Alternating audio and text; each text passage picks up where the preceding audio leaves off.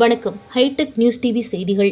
பன்னாட்டு ரோட்டரி மாவட்டம் 3232 சார்பாக ரோட்டரி சங்கங்கள் இணைந்து மாபெரும் சாலை பாதுகாப்பு விழிப்புணர்வு நடைபெற்றது.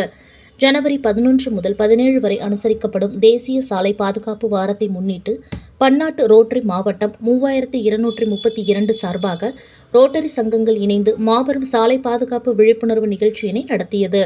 பொது சாலைகளை பயன்படுத்தும் ஒவ்வொருவரும் சாலை விதிமுறைகளை முறையாக பின்பற்றி விபத்துகளையும் அதனால் ஏற்படும் இறப்புகளையும் தவிர்ப்பதற்காக இந்த விழிப்புணர்வு நிகழ்ச்சி சென்னையின் பல்வேறு பிரதான சாலைகளிலும் இடங்களிலும் நடத்தப்பட்டது.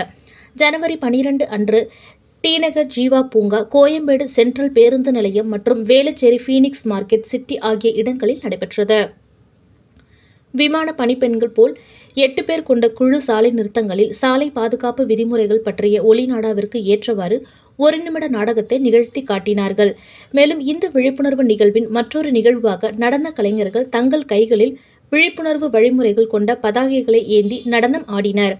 இதனால் சாலைகளில் போக்குவரத்து சமிக்ஞையில் நின்று கொண்டிருந்த பலரின் கவனத்தை ஈர்த்து அவர்களுக்கு மிகவும் பயனாக இருந்தது.